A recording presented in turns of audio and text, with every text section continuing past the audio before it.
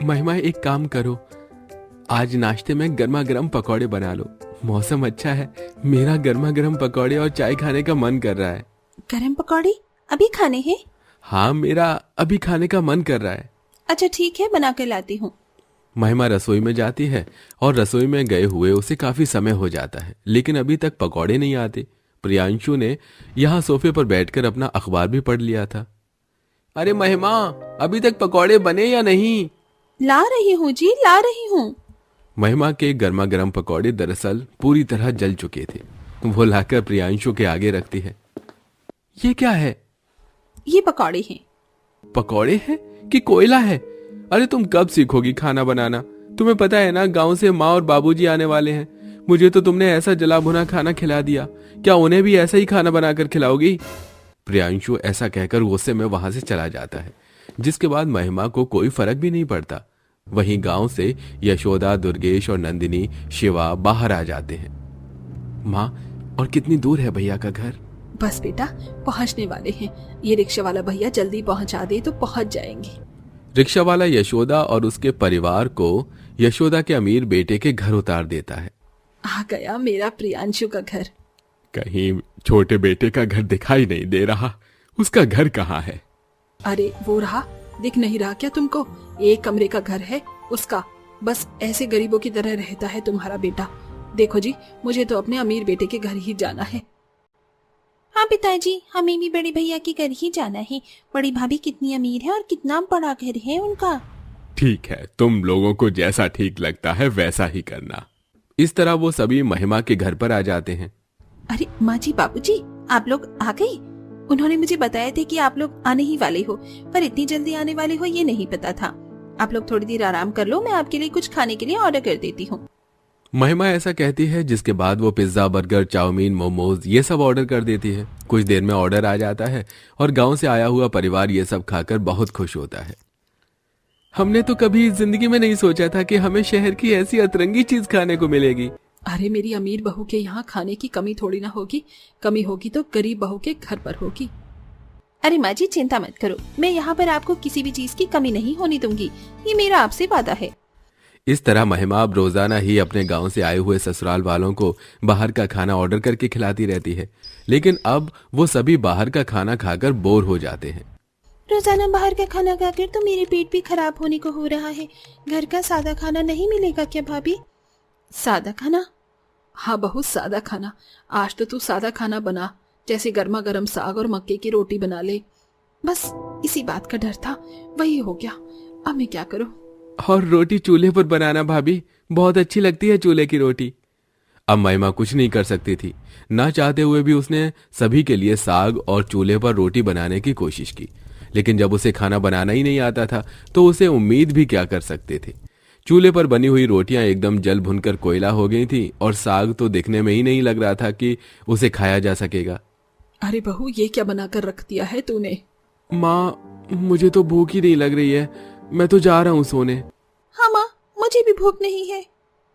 जला हुआ खाना देखकर तो बहू सच कहूँ मेरी भी भूख मिट गई, लेकिन ये खाना रोटियां इतनी कैसे जल गई?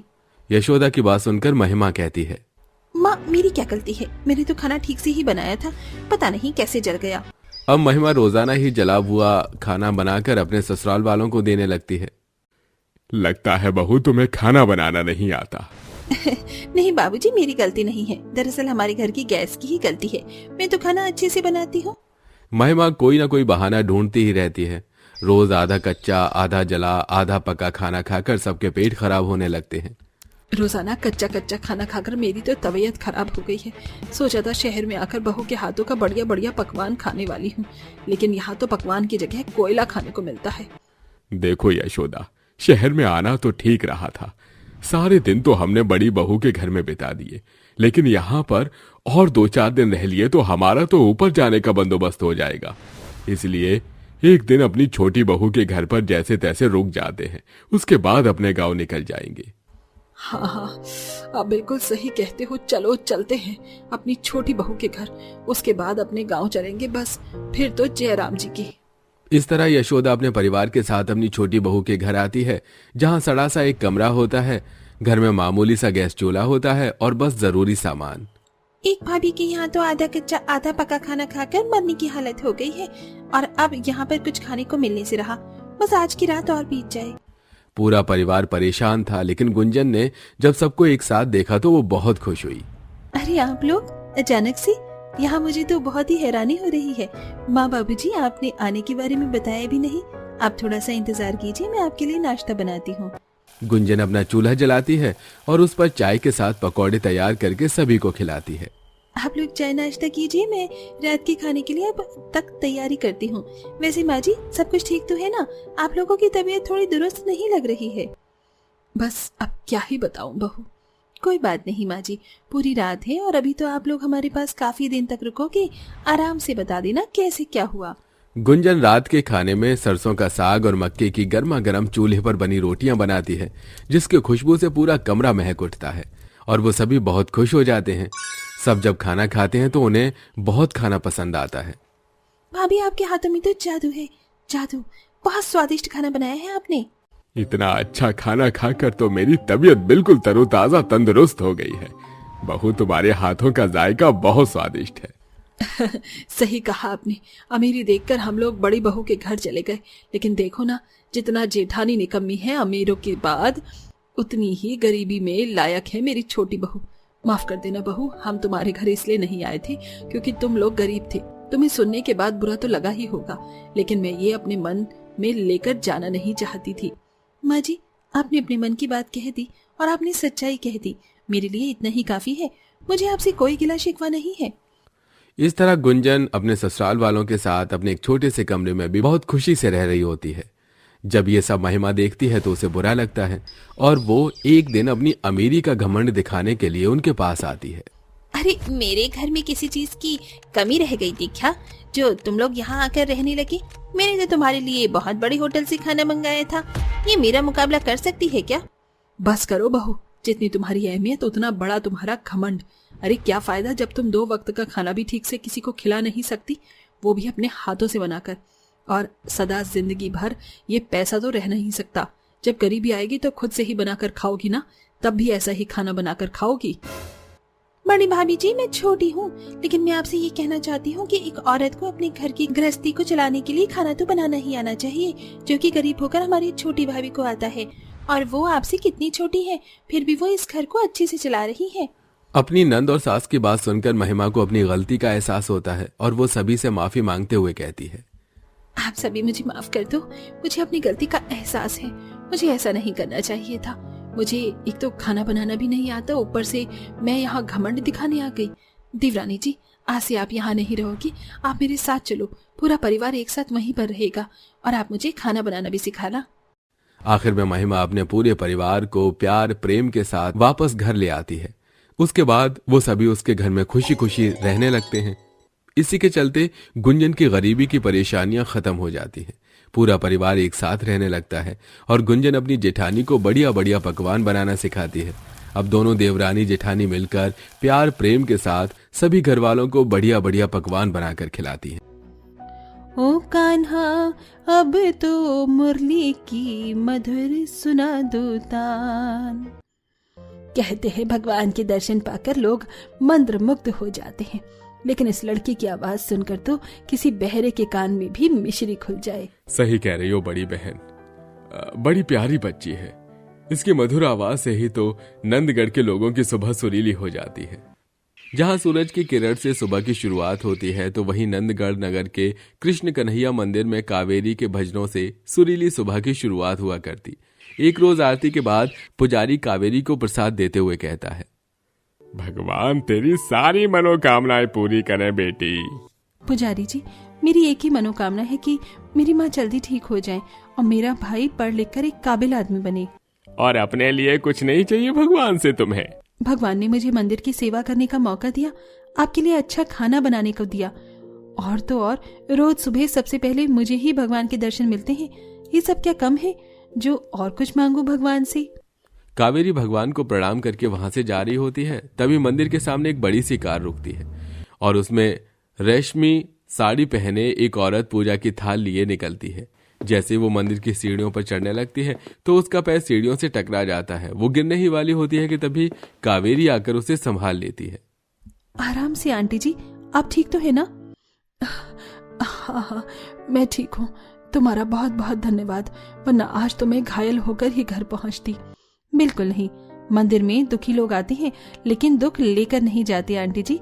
मैं चलती हूँ, आप दर्शन कीजिए। जय माता दी। कावेरी वहां से चली जाती है, लेकिन उसकी बातें कल्याणी पर एक गहरी छाप छोड़ जाती हैं। बीतते समय के साथ कल्याणी रोज मंदिर आया करती और कावेरी को वहां भजन कीर्तन और सेवा करते देखती। एक रोज जब कल्याणी पूजा करते हुए कावेरी को एक छोटे बच्चे को खाना खिलाते हुए देख रही होती है, तभी पुजारी उसे आरती देने आता है। क्या बात है बहन जी, कुछ दिनों से आप ठीक आरती के समय मंदिर आ जाती हैं। हाँ पंडित जी, जैसे जैसे उम्र बढ़ रही है घर से ज्यादा मंदिर में अच्छा लग रहा है। वैसे ये भजन गाने वाली लड़की क्या यहीं रहती है? नहीं नहीं, ये तो यहाँ काम करती है बहन जी, बहुत अच्छी और संस्कारी लड़की है। वो तो इसकी बातों से ही पता चलता है पुजारी जी। वैसे दिखने में भी सुंदर है। इसके माता पिता क्या करते हैं? बेचारे के पिता नहीं है बहन जी, माँ और छोटा भाई है, किराए के घर में रहते हैं। किराए के घर में? यानी ये तो बहुत गरीब होंगे। हाँ वो। पुजारी जी, मुझे थाल दे दीजिए, बहुत देर हो गई है, मैं चलती हूँ। पुजारी को कुछ समझ नहीं आता। वो कल्याणी को थाली पकड़ा देता है और कल्याणी मुंह बनाकर वहां से निकल जाती है। अगले दिन कल्याणी मंदिर नहीं जा पाती तो अपने हॉल में बैठी होती है। तभी उसका पति रायचंद वहां आता है और सबके सामने हाथ फैलाता है। करोड़ों की जायदाद और 100 कमरों के इस घर के मालिक होकर अब क्यों हाथ फैला रहे हो? क्योंकि मुझे प्रसाद चाहिए जो तुम मंदिर से लाती हो। उसे खाए बिना लगता है जैसे दिन अधूरा है। लाओ, दो जल्दी। प्रसाद तो तब मिलेगा ना जब मैं मंदिर जाऊंगी। आज मैं मंदिर नहीं गई।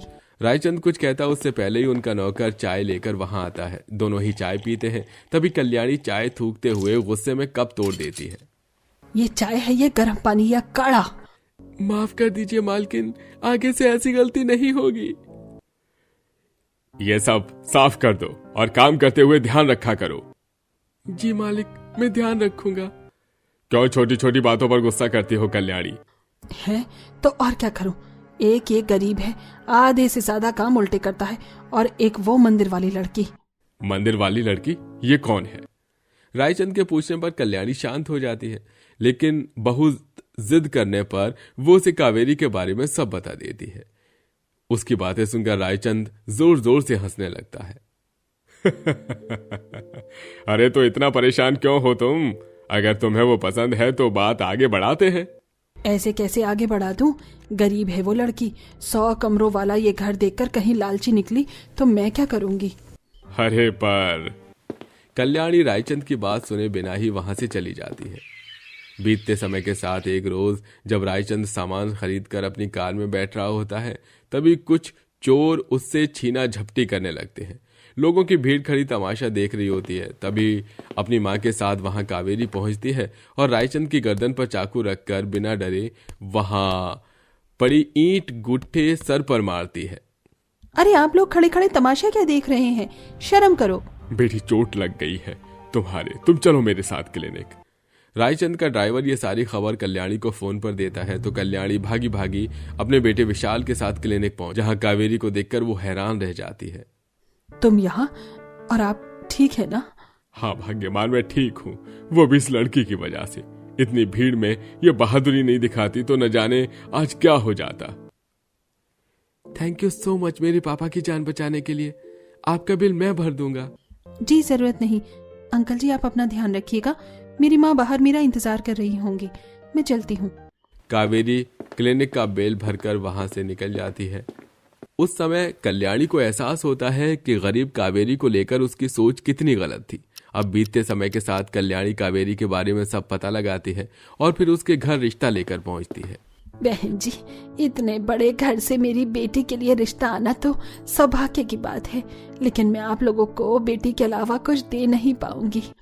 बहन जी, मुझे भी आपकी बेटी को अपनी बहू बनाना है, इससे ज्यादा मेरी कोई मांग नहीं।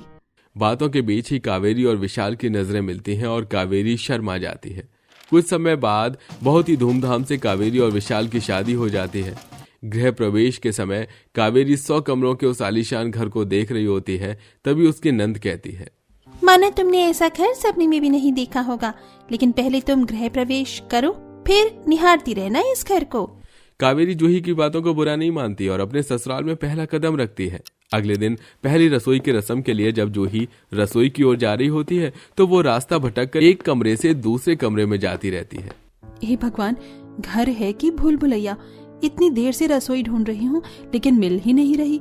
इस रास्ते से जाती हूँ। उसी समय जूही उससे टकरा जाती है। कावेरी उससे रसोई पहुंचने के लिए मदद मांगती है तो जूही मुंह बनाकर कहती है, न जाने किस गवार को माँ बहू बनाकर लाई है, रसोई नहीं ढूंढी जा रही तुमसे। दीदी आप मुझसे ऐसे बात क्यों कर रही हैं? क्योंकि तुम जैसे गरीब लोग इसी लायक हैं। अब हटो मेरे रास्ते से। जूही का बर्ताव कावेरी को दुखी कर देता है, जिसके बाद वो जैसे तैसे रसोई ढूंढकर सभी के लिए खीर बनाती है, जिसे खाकर सभी उसकी बहुत तारीफ करते हैं। वाह बहू, आनंद आ गया। इतने समय बाद कुछ स्वादिष्ट मीठा खाया है मैंने। बिल्कुल सही कहा पापा। कावेरी इसे लंच में पैक कर देना, मीटिंग से पहले खा लूंगा। पहली रसोई के शगुन में सभी कावेरी को नेक के तौर पर कुछ पैसे देते हैं। तभी कल्याणी अपनी कमर से चाबियों का गुच्छा निकालते हुए कावेरी के हाथों में पकड़ाते हुए बोलती है, आज से इस 100 कमरों के घर की मालकिन तू है बहू। अपनी जिम्मेदारियों को अच्छे से निभाना। माँ ये आप क्या कर रही हैं? अरे किराए के घर में रहने वाली इस गरीब लड़की को आप इस 100 कमरों के घर की मालकिन कैसे बना सकती हैं?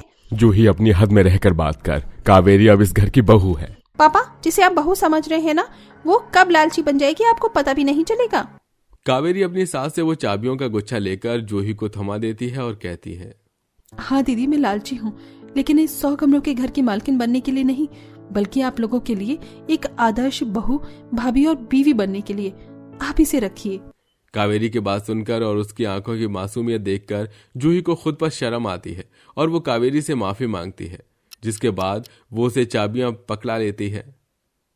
और इस तरह एक गरीब लड़की का नसीब उस 100 कमरे वाले घर की मालकिन बनाता है।